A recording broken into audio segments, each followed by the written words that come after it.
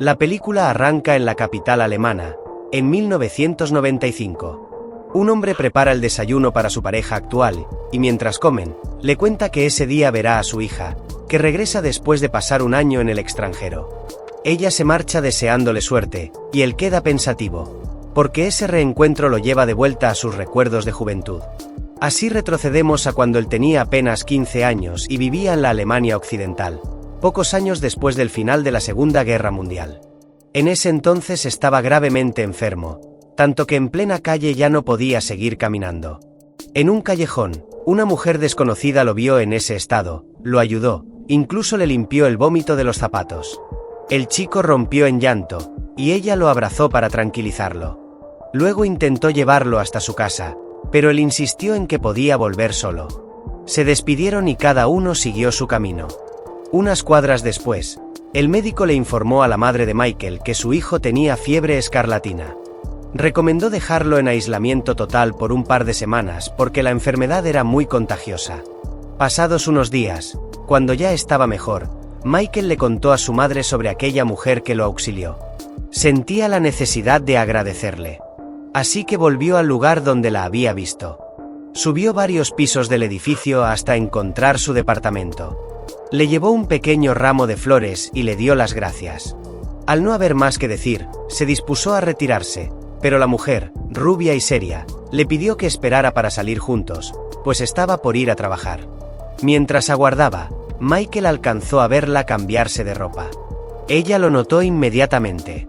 Se quedaron mirándose unos segundos y, avergonzado, él salió de ahí casi corriendo. Al día siguiente descubrió cuál era el trabajo de aquella mujer. Era la encargada de controlar el transporte público. Intrigado por ella, volvió a su edificio procurando que nadie lo viera. Pero no pudo pasar desapercibido. La misma mujer lo encontró esperando en la entrada. Sin rodeos, le pidió que subiera 2 cubos más de carbón al departamento. Michael volvió al piso de arriba con la cara cubierta de hollín. Ella, al verlo así, le ofreció bañarlo y le pidió que se quitara la ropa. Él aceptó, pensando que sería una buena oportunidad para acercarse aún más. La mujer prometió no mirar, pero claramente lo hizo. Michael lo notó y sonrió. La curiosidad era de ambos, así que ya no había motivos para seguir apenándose. Cuando terminó de limpiarse, la rubia le colocó una toalla encima y, sin más rodeos, dio paso a lo que los dos ya deseaban desde hacía rato. Después de ese encuentro, Michael regresó a su casa sin poder sacarse de la cabeza lo que había vivido con aquella mujer desconocida. Al entrar, se disculpó con su madre por llegar tarde, inventó que se había perdido.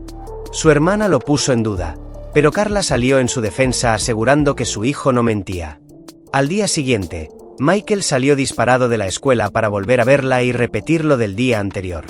Esta vez, decidió preguntarle su nombre. Ella le dijo que se llamaba Hannah. Para el tercer encuentro, ya habían dejado de ser desconocidos. Ese día incluso se escapó del colegio para estar con ella, con quien tenía clases bastante más interesantes que las del aula. Mientras conversaban, él le contó que les estaban enseñando latín y mencionó la frase amor omnia vincit. Luego abrió un libro.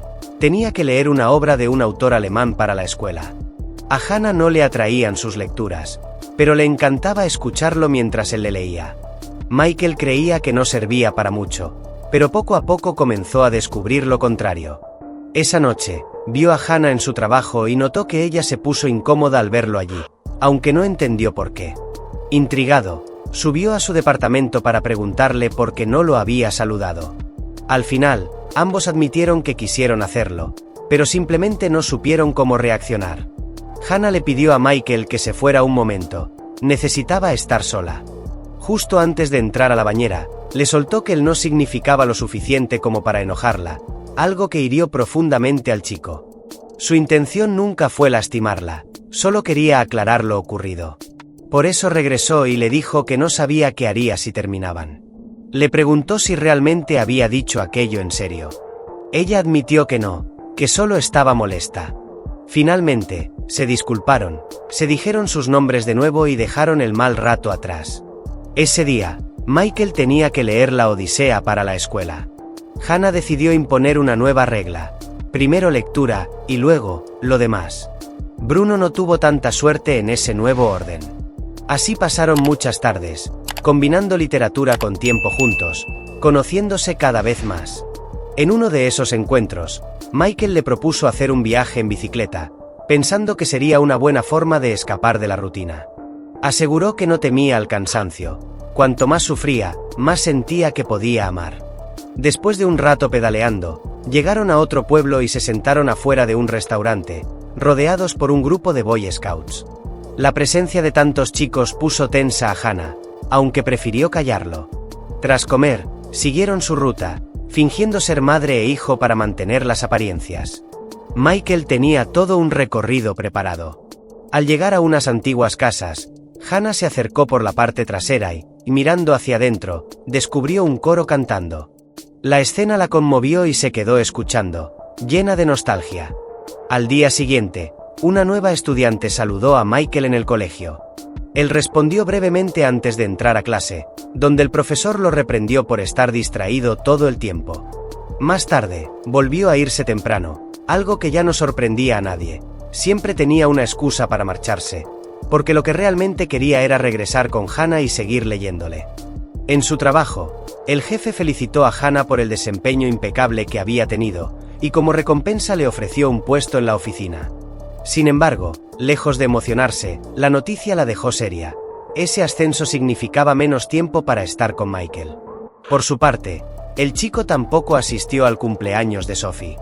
Ya había prometido pasar la tarde con Hannah, quien además estaba molesta y no quiso darle ni un abrazo ni un beso. Su temperamento, sumado a la poca paciencia que tenía, le complicaba la vida al muchacho, que una vez más terminó pidiendo disculpas. Ella respondió que no hacía falta tanto drama y, para suavizar el ambiente, lo bañó con una esponja. Así terminaron reconciliándose otra vez.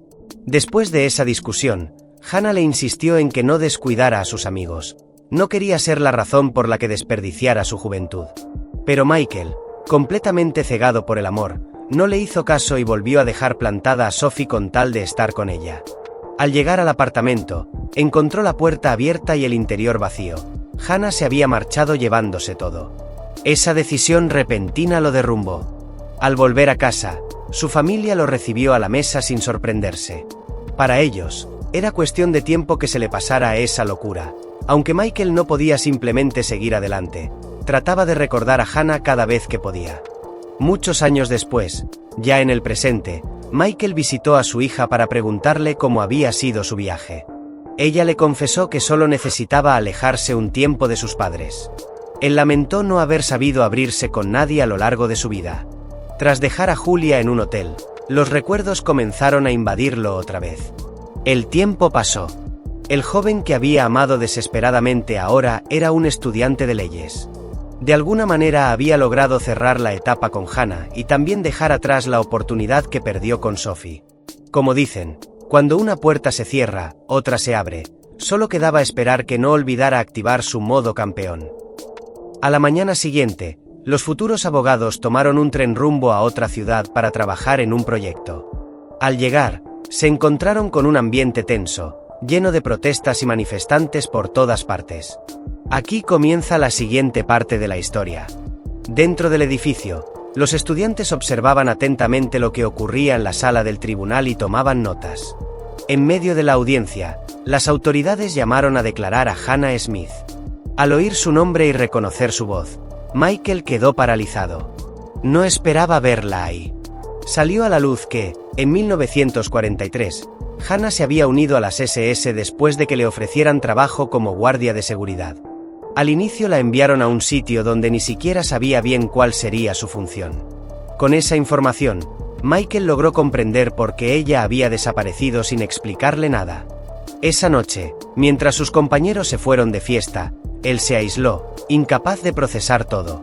En clases, el profesor explicó que alrededor de 80 personas habían trabajado en aquel campo, pero solo 6 habían sido procesadas por asesinato, así que el problema no era juzgar si algo era malo, sino determinar si era ilegal.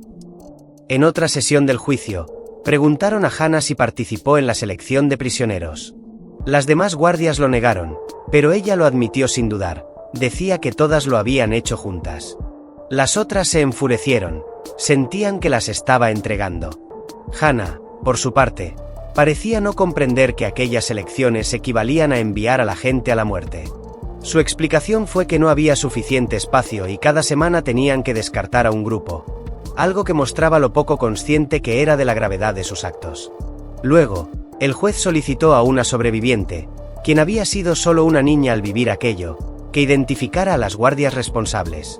La mujer señaló a cada una sin titubear. Más tarde, relató que Hannah elegía a varias prisioneras jóvenes, las alimentaba y por las noches las llevaba a un cuarto para leerles historias.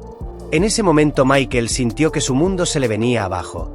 Entendió que también había sido parte de esa dinámica sin saberlo. Las otras guardias creían que Hannah lo hacía por compasión, pero luego las enviaba a morir como si nada. En clase, el profesor no lograba entender por qué ese juicio se enfocaba solo en 6 acusadas. Le parecía absurdo que un proceso así naciera simplemente porque una niña escribió un libro, cuando hubo miles de campos repartidos por toda Europa. Después de eso, Michael decidió visitar uno de esos lugares por su cuenta. Quería comprender lo que su antigua pareja había hecho. Pero al recorrer el sitio, solo confirmó algo: en este mundo, muchas cosas no tienen solución. Examinar los calabozos le dejó una mezcla de horror por la crueldad humana y alivio de haber nacido cuando la guerra ya estaba terminando. En el juicio, los guardias fueron interrogados sobre por qué no abrieron la iglesia durante el incendio. Alegaron que no supieron nada hasta que el olor a quemado lo delató. Hannah, en cambio, admitió que no lo hicieron porque no tenían permitido dejar escapar a los prisioneros. Según ella, se habría generado un caos. Sus compañeras, para librarse del castigo, intentaron culparla diciendo que ella estaba a cargo. Incluso habían redactado juntas un informe para sostener esa versión. Cuando el juez pidió ver la letra de Hannah, la mujer se puso muy nerviosa. Michael ya conocía la razón: no sabía leer ni escribir. Para evitar pasar vergüenza, Hannah terminó asumiendo que ella misma había elaborado el reporte. Le daba igual cargar con eso. Al final, Michael se acercó a su profesor y le confesó que tenía información importante sobre una de las acusadas, algo que estaba callando, y que podría ayudarla. Cuando llegó el momento de conocer la sentencia, el profesor le insistió a Michael para que por fin hiciera algo y hablara con Hannah. Con esa presión encima, él tomó valor y fue a visitarla con la idea de convencerla de que defendiera su vida. Pero, justo antes de entrar, el miedo le ganó. Se dio media vuelta y se marchó sin explicárselo ni a él mismo. Luego veremos por qué actuó así. Esa misma noche, Michael terminó acostándose con Marta. A la mañana siguiente, antes de irse, se disculpó con ella y le dijo que necesitaba dormir solo. Al despertar, se vistió y fue directamente al tribunal para escuchar el veredicto. A las afueras, un grupo de personas gritaba insultos contra Hannah.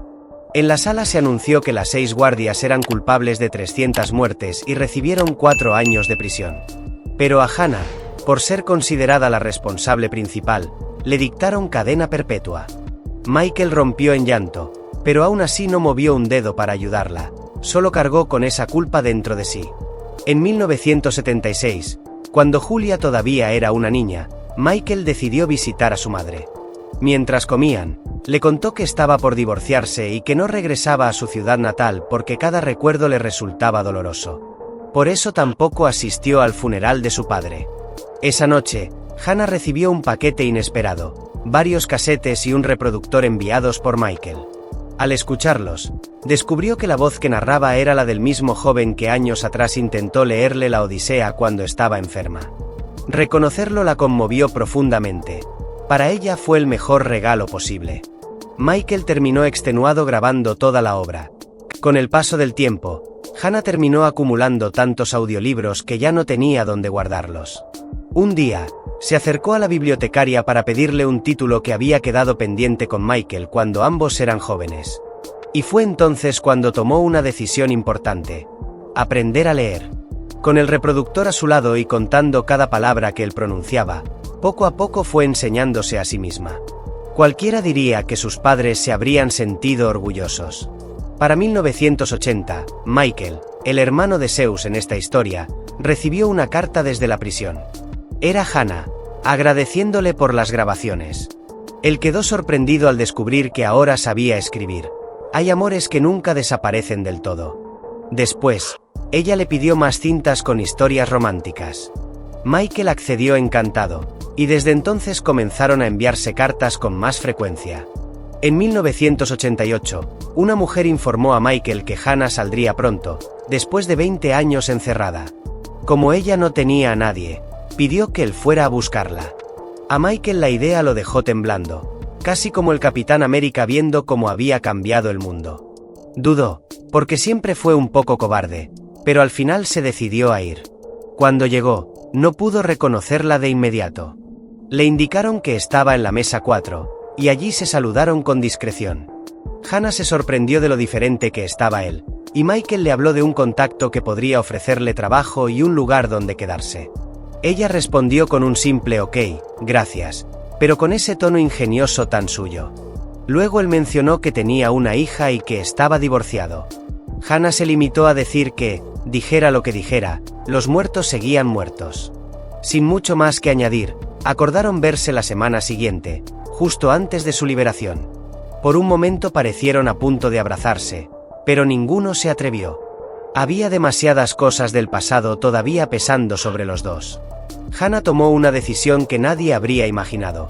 Acabó con su vida justo antes de recuperar la libertad. Tal vez, como decía el señor Freeman, ya estaba completamente institucionalizada, o quizá nunca sabremos la razón. Michael quedó destrozado cuando la encontró sin vida en su celda. La directora le informó que Hannah había dejado un testamento. Su pequeño ahorro debía enviarse a la niña que sobrevivió al incendio de la iglesia, y para Michael había dejado un breve saludo escrito. Él no pudo contener el llanto al escucharlo, igual que decía el señor Simpson. Días después, Michael viajó a Estados Unidos para visitar a la señora Master. Ella recordó que él había asistido al juicio 20 años atrás. Incluso mencionó a la madre de Michael, quien había fallecido en Israel tiempo atrás. También le contó que Hannah se había quitado la vida y que prácticamente toda su existencia fue analfabeta, aprendiendo a leer y escribir únicamente durante su tiempo en prisión. Además, confesó que siempre disfrutaba que le leyeran. Cuando la mujer le pidió sinceridad, Michael admitió que había tenido una relación amorosa con Hannah. La señora Master notó, por sus ojos llenos de tristeza, que él se había enamorado de verdad, aunque no lo juzgó. Le preguntó si deseaba que ella perdonara a Hannah, pero respondió que no podía. No era tan sencillo olvidar lo vivido en los campos. Michael también mencionó que Hannah le había dejado algo de dinero, y que esa era la razón de su visita. La señora Master no sabía qué hacer con esos pocos centavos. Entonces él propuso utilizarlo para crear una organización dedicada a combatir el analfabetismo. Si fuera hoy, también la adicción a las redes sociales en los jóvenes. Acordaron nombrarla en honor a Hannah, porque ambos la llevaban marcada en su historia personal. La mujer judía no guardaba odio, pero tampoco podía borrar sus recuerdos. En 1995, Michael, el hijo de Cronos en esta narración, llevó a su hija Julia a aquel lugar donde, años atrás, escuchó junto a Hannah ese hermoso coro que ahora estaba abandonado. Allí decidió enterrarla, en la parte trasera, y comenzó a contarle a Julia quién había sido esa mujer, un amor que nunca logró salir de su corazón. Y con eso concluye The Reader. Si les gustó, recuerden pasar por mi canal, revisar los otros vídeos, dejar su like, comentar y suscribirse.